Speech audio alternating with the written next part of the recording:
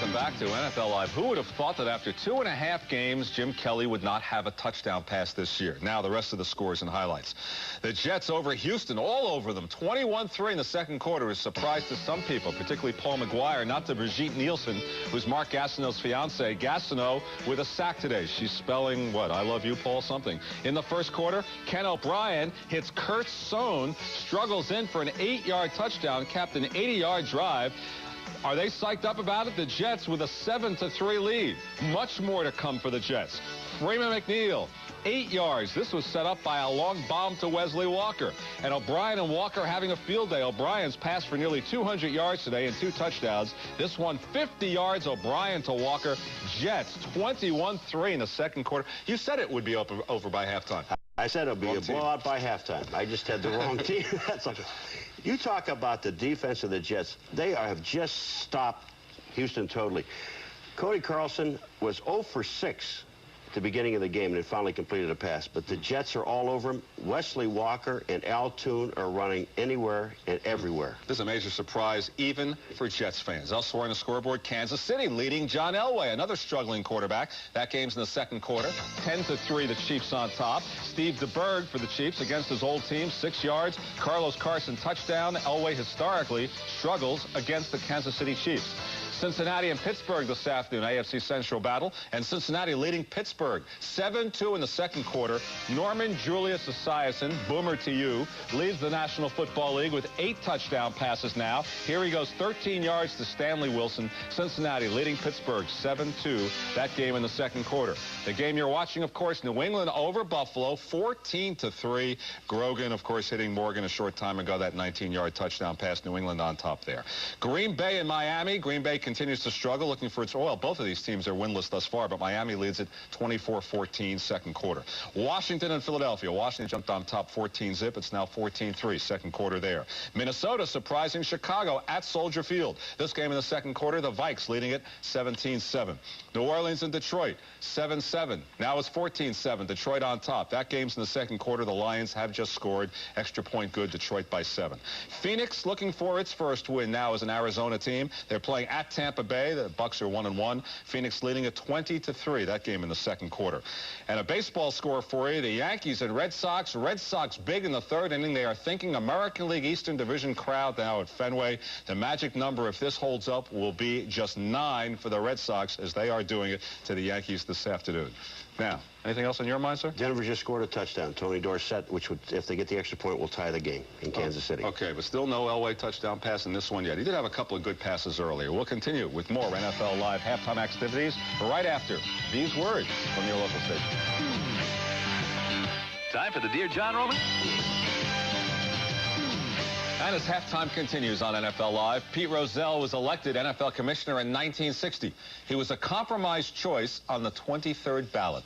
Since he's been on the job, the United States has had 8 different presidents. But unlike running the country, running the NFL has remained a one-man show.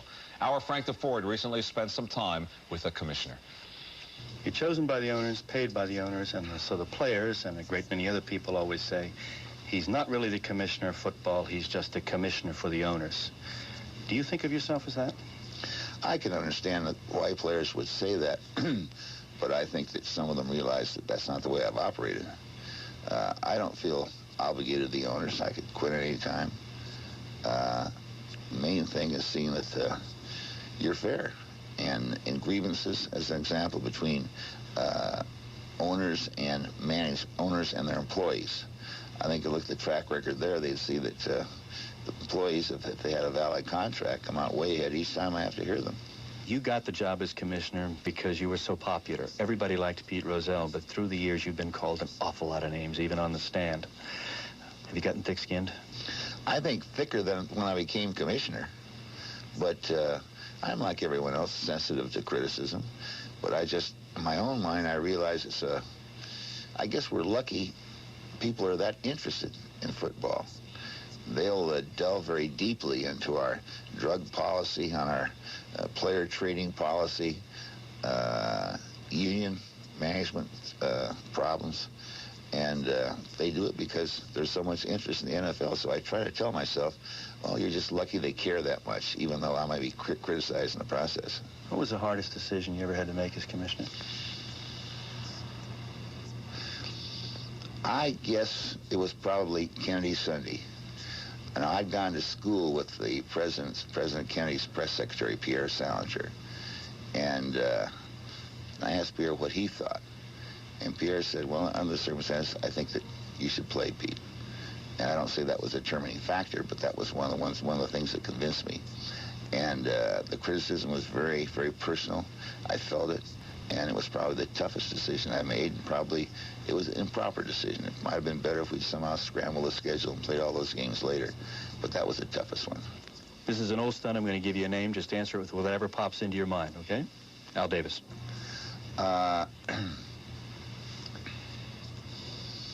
Great. Very, very competitive. One of the better egos in the league. Great desire to win, and thinks only of his football team, as some other owners do, but great desire to win, very competitive. All right, Pete, why are the Super Bowls always so rotten?